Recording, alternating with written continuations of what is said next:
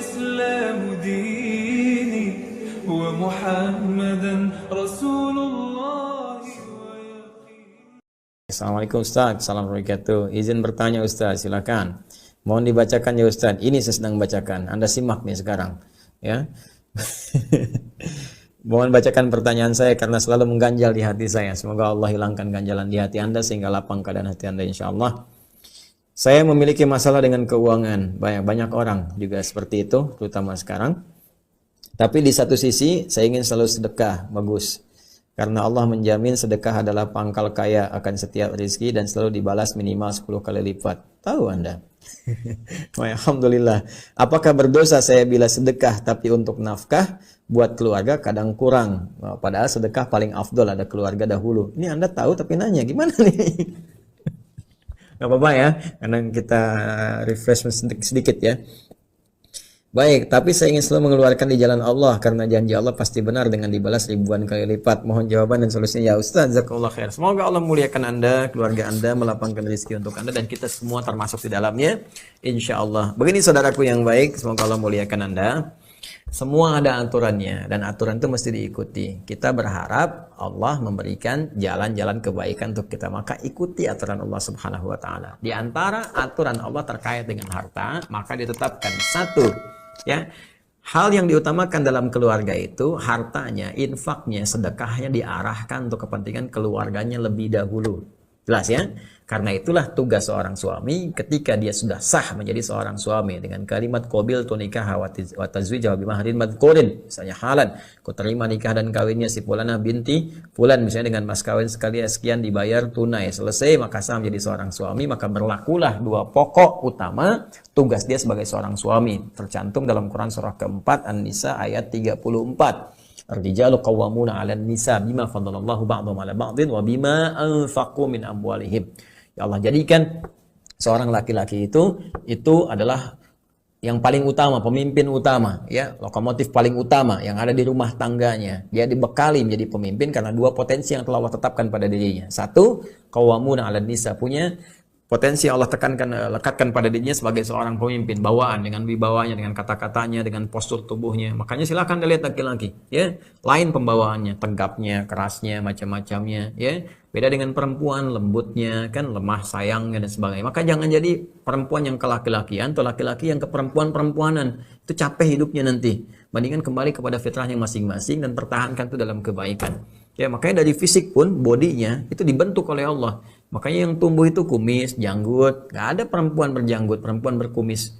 Ya, saya malu perempuan janggutan situ pakai cadar aja. Nggak ada yang seperti itu. Perempuannya perempuan, laki-laki laki-laki. Jadi posturnya sudah mendukung, besarnya, tegapnya, segalanya, jalannya, dan kekuatan yang diberikan oleh Allah untuk memberikan perlindungan kasih sayang. Karena itu laki-laki sering diisyaratkan dalam Al-Quran seperti matahari.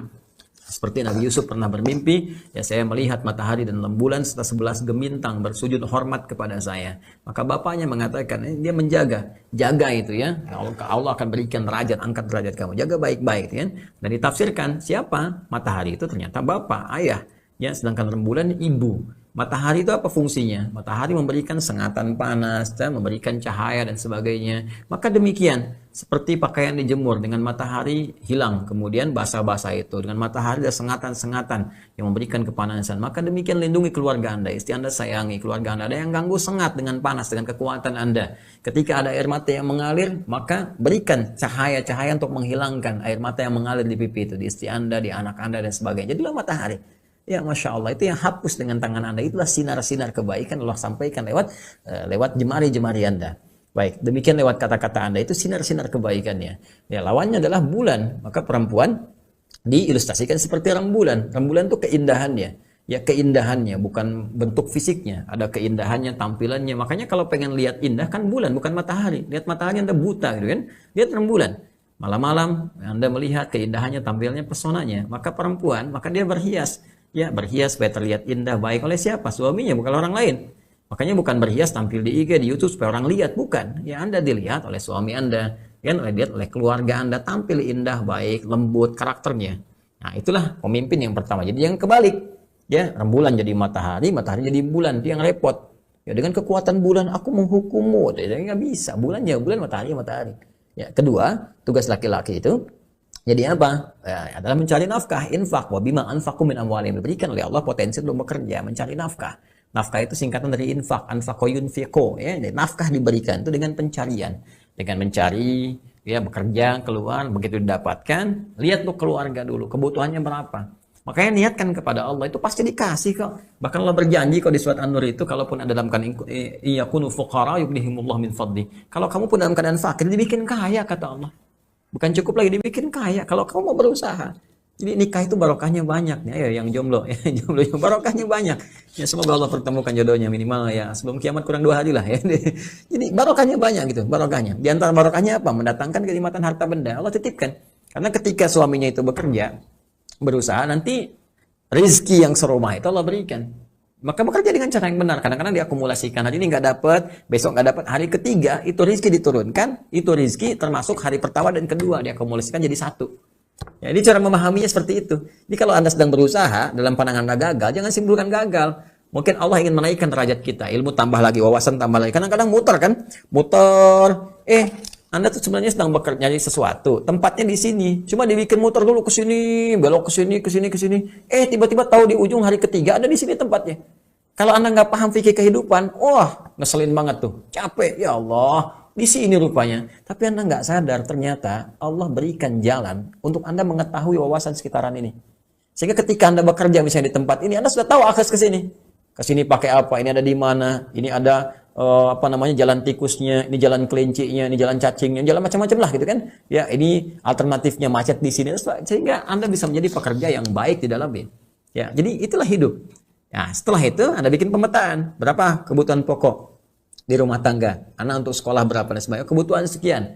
Anda bekerja, misalnya kebutuhan 5 juta, dapatnya 10 juta. Baru kelebihannya itu Anda gunakan untuk zakat atau kewajiban-kewajiban harta. Ya, zakat, mal di situ kewajiban al-wajibatul maliyah. Bisa untuk zakat kalau sudah terpenuhi bagian nasabnya, ya, kemudian di haulnya, dan bisa juga digunakan untuk kepentingan infak. Infak nanti ya. Jadi kalau Anda misalnya belum sampai nisabnya untuk zakat, Anda bisa gunakan infak. Infak ini kalau Anda keluarkan, nanti ada 5 prioritas yang paling utama di Quran surah kedua ayat 215 misalnya. Ya, yasalunaka madza yunfiqun qul ma anfaqtum, ya, katakan min khair. Mereka bertanya pada Muhammad SAW tentang apa yang harus diinfakkan. Katakan kata Allah, kalau mau infak yang baik-baik. Untuk siapa? 5 golongan. 1 lil walidain, kedua orang tua. Kan? Kemudian al-aqrabin, orang kerabat terdekat, wal yatama, orang yatim, wal masakin, orang-orang miskin, wabis sabil, orang-orang yang kesulitan bekal di perjalanan. Ini berikan infak porsinya. Ya.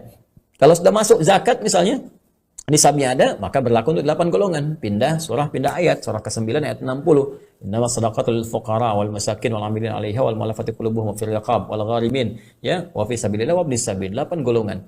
Maka di sini Anda tinggal petakan saja. Kalau ada kemudian kelebihan, itu baru dikeluarkan. Jangan sampai Anda infak, keluarga Anda kesulitan, itu enggak dibenarkan.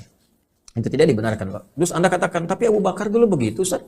Menyerahkan semuanya. Itu si Abu Bakar. Anda siapa gitu kan? Abu Bakar itu ketika ditanya oleh Rasulullah, "Mada tarakta li ahlik?" Ya, apa yang kamu tinggal untuk keluargamu? Allah wa Rasulahu, saya tinggal ke Allah dan Rasulnya. Jadi Abu Bakar itu tingkat keimanannya sudah luar biasa. Ya, saking dekatnya dengan Allah, ya, kalau berdoa mengangkat tangan dijawab oleh Allah. Ya, bahasa paling tegasnya kalau dia katakan, "Ya Allah, saya minta gandum, minta kurma," langsung diantarkan orang hamba Allah ngantar. Ini kurma, ini gandum dengan izin Allah Subhanahu wa taala. Saking dekat dengan Nabi, dimuliakan oleh Allah. Ya kan, hidupnya dengan Nabi, menemani Nabi hijrah, di kuburan mendampingi Nabi, di surga sesurga dengan Nabi. Ya, saking dekatnya. Itu dzawil qurba, al-mawaddah fil qurba, rasa cintanya, saking dicintainya oleh Nabi, maka Nabi pun memberikan statement yang sangat indah kepada sahabat Abu Bakar dengan sahabat-sahabat utama lainnya supaya tidak menyakiti mereka. Ya, la tasubbu ashabi, jangan hina, jangan jelekkan sahabat-sahabat saya, jangan cela mereka, karena nanti akan datang satu masa, kata Nabi, banyak orang mencela sahabat-sahabat Nabi. Maka itu direndahkan, dihinakan oleh Rasulullah SAW seperti menyakiti beliau sendiri. Dan ini pun disampaikan juga bahkan oleh Hadratus Syekh, ya, Muhammad bin Hashim Al-Asy'ari, pendiri Nahdlatul Ulama, tanggal 31 Januari tahun 1926.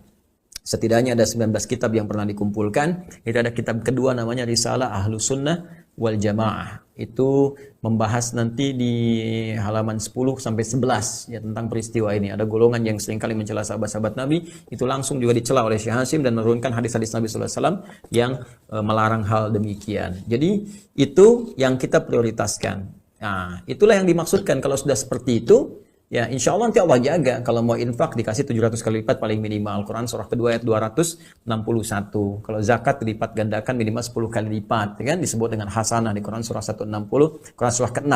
Surah ke-6 Al-An'am ayat 160.